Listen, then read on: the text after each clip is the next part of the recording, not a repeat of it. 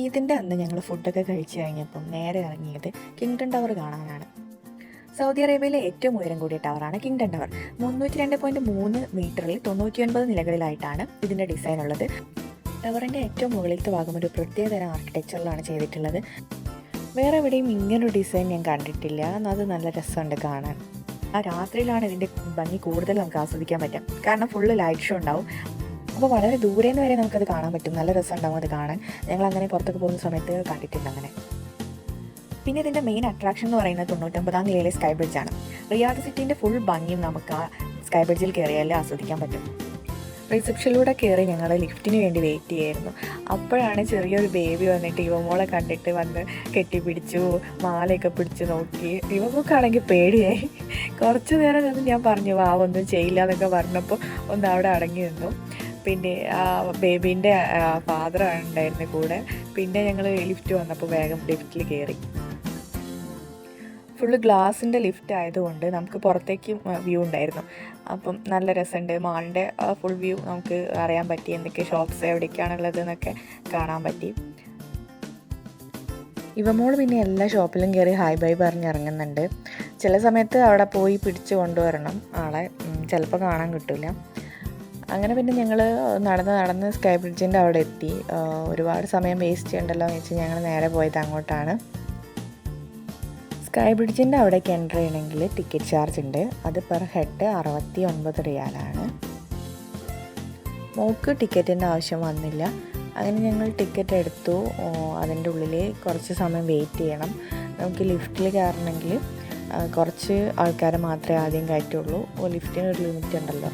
അപ്പം ചിലപ്പം താഴേക്ക് വരുന്നതുണ്ടാവും. അപ്പോൾ താഴേക്ക് വരുന്ന സമയം നമ്മൾ വെയിറ്റ് ചെയ്യണം. അങ്ങനെ ഞങ്ങൾ അവിടെ പുറത്ത് വെയിറ്റ് ചെയ്തിരുന്നു. അവർ നമ്മളെ വിളിക്കും. ഇത്ര ആൾക്കാരെ വെച്ച് മാത്രമേ അവർ കയറ്റുള്ളൂ. അപ്പോൾ ഇതാണ് ടിക്കറ്റ്. 2 ടിക്കറ്റ് എടുത്തിട്ടുണ്ടായിരുന്നു. കുറച്ച് സമയം വെയിറ്റ് ചെയ്തു. അപ്പോഴത്തേക്ക് ലിഫ്റ്റ് വന്നു.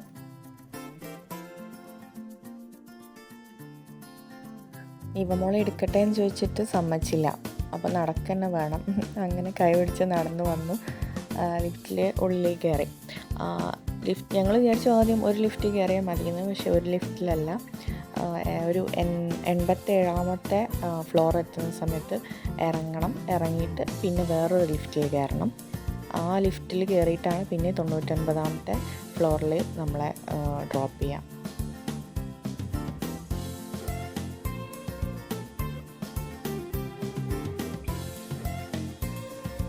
പിന്നെ 2ാമത്തെ ലിഫ്റ്റിലേക്ക് കയറുന്നതാണിത്. 2ാമത്തെ ലിഫ്റ്റിൽ കയറി കുറച്ച് അറബ്സൊക്കെ ഉണ്ടായിരുന്നു കൂടെ. അങ്ങനെ 99th ഫ്ലോറിൽ എൻ്റർ ചെയ്ത സമയത്ത് ഭയങ്കര എക്സൈറ്റഡ് ആയിരുന്നു. ആ വ്യൂ എന്ന് പറയുന്നത് പൊളിയായിരുന്നു കാണാൻ. നമുക്ക് ഇത്രയും ഹൈറ്റിൽ നിന്ന് നോക്കുന്ന സമയത്ത് ഫുൾ റിയാദ് സിറ്റി നമുക്ക് ഫുൾ കാണാൻ പറ്റുമല്ലോ. അതൊരു നല്ല എക്സ്പീരിയൻസ് ആയിരുന്നു. ഒരു 5:30 ആയപ്പോഴാണ് ഞങ്ങളിതിൻ്റെ മുകളിലെത്തിയത്. നല്ല വെളിച്ചമുണ്ടായിരുന്നു. അതുകൊണ്ട് തന്നെ നല്ല ഭംഗിയുണ്ട് കാണാൻ. നല്ല സൺലൈറ്റ് ഉള്ളതുകൊണ്ട് ഫോട്ടോസും വീഡിയോസും ഒക്കെ എടുക്കാൻ നല്ല ലൈറ്റ് ഉണ്ടായിരുന്നു. സ്കൈ ബ്രിഡ്ജ് എന്ന് പറയുന്നത് ഫ്ലാറ്റായിട്ടല്ല ഉള്ളത്. അപ്പോൾ നടക്കുമ്പം അത് കേർവായിട്ടാണുള്ളത്. നടക്കുമ്പോൾ സൂക്ഷിച്ച് നടക്കണം. കുട്ടികളൊക്കെ ആകുമ്പോൾ വീണ് പോയാൽ വീണ്ടുപോകും. യുവമോളാണെങ്കിൽ എവിടെയും നിൽക്കുന്നില്ല. അപ്പം ഞാൻ കൈ പിടിച്ചിങ്ങനെ നടത്തിക്കൊണ്ടിരിക്കുകയായിരുന്നു. അത്ര ഹൈറ്റിൽ താഴോട്ട് നോക്കിയിട്ടും മോക്ക് അങ്ങനെ പേടിയൊന്നും തോന്നിയില്ല. എന്താണെന്നൊന്നും അറിയാത്തതുകൊണ്ടാണോ എന്നറിയില്ല. ആൾക്ക് വലിയ പ്രശ്നമൊന്നും ഉണ്ടായില്ല. അതിൻ്റെ അടുത്തൊക്കെ പോയിരുന്നിട്ട് താഴോട്ട് നോക്കുന്നുണ്ടായിരുന്നു. സ്കൈ ബ്രിഡ്ജിലേക്ക് എത്തിക്കഴിഞ്ഞിട്ട് അങ്ങനെ സെക്യൂരിറ്റീസ് നമ്മളെ ഇത്ര സമയം നിൽക്കണം, ഇത്ര സമയം കഴിഞ്ഞാൽ പോകണമെന്നൊന്നും അങ്ങനെയൊന്നും പറയുന്നൊന്നുമില്ല. കുറേ ആൾക്കാർ വരുന്നുണ്ട്, കണ്ടിട്ട് പോകുന്നുണ്ട്. ഞങ്ങൾ കുറേ സമയം എൻ്റെ മോള് സ്പെൻഡ് ചെയ്തു. പിന്നെ നല്ലൊരു ഫോട്ടോ എടുക്കാൻ വേണ്ടിയിട്ട് മോളെ പിടിച്ച് നിർത്തിയിട്ടൊന്നും ഇരിക്കുന്നൊന്നുമില്ല. ആൾക്ക് അതിലൊന്നും വലിയ ഇൻട്രസ്റ്റ് ഇല്ല. അപ്പം അങ്ങനെ കുറച്ച് വീഡിയോസൊക്കെ എടുത്തു. പിന്നെ ചില ആൾക്കാർ ആ ഗ്ലാസിൻ്റെ മുകളിൽ ചാരി കിടന്ന് വീഡിയോസൊക്കെ എടുക്കുന്നുണ്ടായിരുന്നു. എന്നോട് അങ്ങനെ കിടന്നോന്ന് പറഞ്ഞു. ഞാൻ എടുത്തുതരാമെന്ന് പറഞ്ഞപ്പോൾ ഞാൻ പറഞ്ഞു വേണ്ട, ഞാൻ എടുത്തുതരാമെന്ന് പറഞ്ഞു. അങ്ങനത്തെ വീഡിയോസൊക്കെ കുറച്ചെടുത്തു. പിന്നെ ഞങ്ങൾ തിരിച്ച് താഴോട്ട് ഇറങ്ങാമെന്ന് വിചാരിച്ച് നടന്നു. അവിടെ ഫോട്ടോസ് എടുത്ത് കൊടുക്കുന്നുണ്ട്. ഫോട്ടോഗ്രാഫേഴ്സ് ഉണ്ടായിരുന്നു. അത് ഒരു ഫോട്ടോയ്ക്ക് 20 റിയാലാണ് അവർ പറയുന്ന ചാർജ്. അവരവിടെ നിന്ന് എടുത്തു കൊടുക്കുന്നുണ്ട്. നമുക്ക് വേണമെങ്കിൽ അങ്ങനെ എടുത്താൽ ഒരു 10 മിനിറ്റ് കൊണ്ട് പ്രിൻ്റ് ചെയ്ത് തരും. മുകളിലോട്ട് വന്ന പോലെ താഴോട്ട് പോകണമെങ്കിൽ നമ്മൾ ലിഫ്റ്റിൽ വെയിറ്റ് ചെയ്യണം. അപ്പോൾ അവർ പറയുന്നു ഈ ലൈനിൽ നിന്നാൽ മതി, ലിഫ്റ്റ് എത്തുമ്പോൾ വിളിക്കുന്നു. അപ്പോൾ ഞങ്ങൾ ലൈനിലേക്ക് കയറി നിന്നു. ഒരു 5 മിനിറ്റ് വെയിറ്റ് ചെയ്തപ്പോൾ ലിഫ്റ്റ് വന്നു.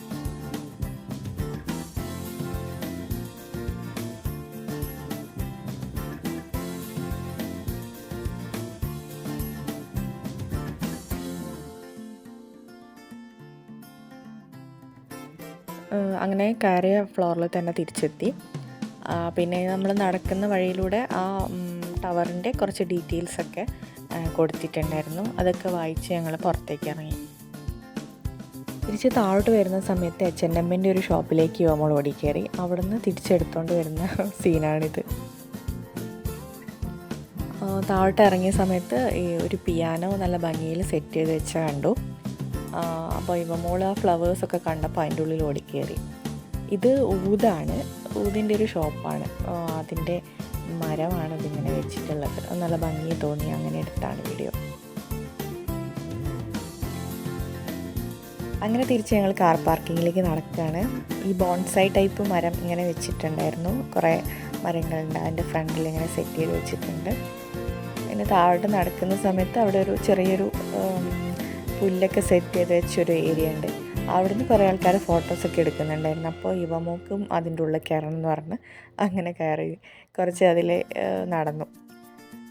അപ്പം ഇത്രയേ ഉള്ളൂ ഞങ്ങളുടെ ഈ കുഞ്ഞ് kingdom tower vlog. Thanks for watching.